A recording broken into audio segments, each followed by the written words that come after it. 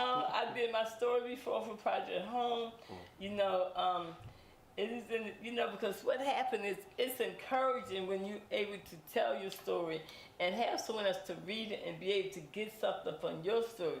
That they know that if you can do some things that they thought maybe wasn't possible for them, they could become possible for them. My name is Zarah Teachy, and I'm supporting staff at St. Columbus at Project Home.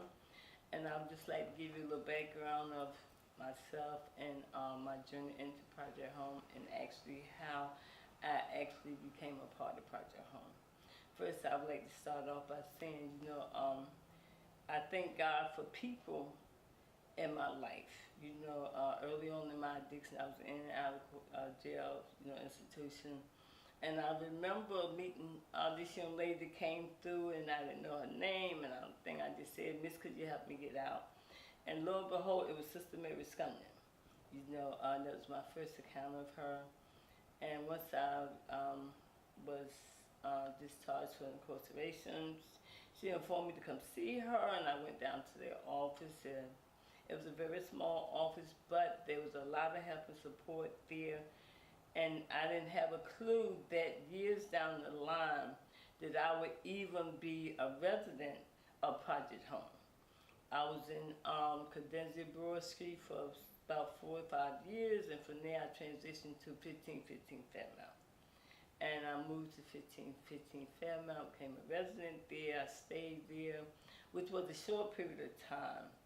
But there I learned that there was so much love, and the staff there was so compassionate, and it took me like a little bit of time to really get to know a lot of people, to meet a lot of staff there, and to be able to open up and receive the support that they was offering to homeless population.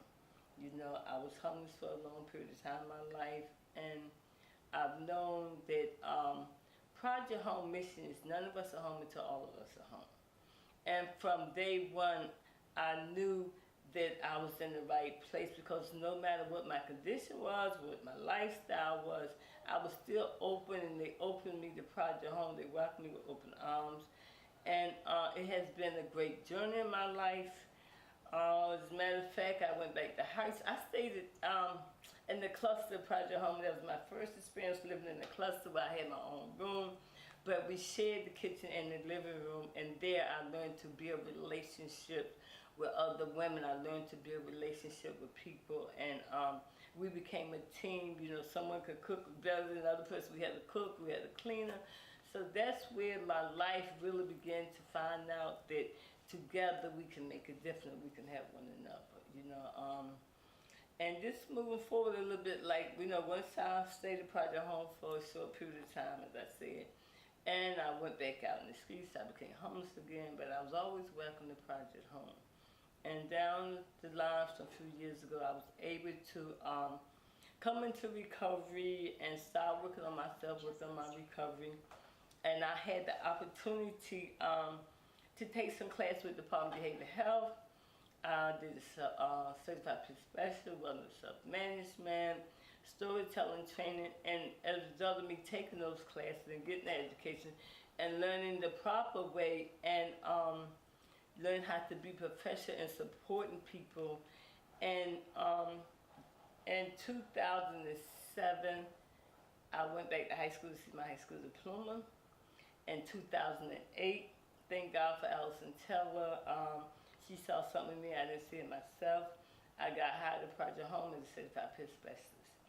And for years I didn't think I could hold down the job.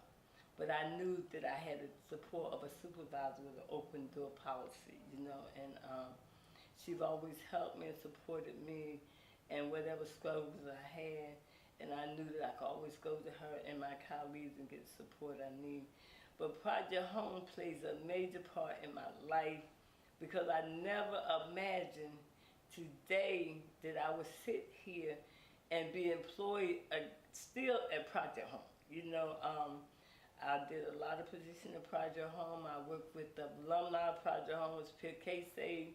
And I think that's where my niche really came from, being able to connect with residents that once lived in Project Home but have transitioned out to independent living. You know, because that let me know that even though you're still not in Project Home, you always remain a part of Project Home.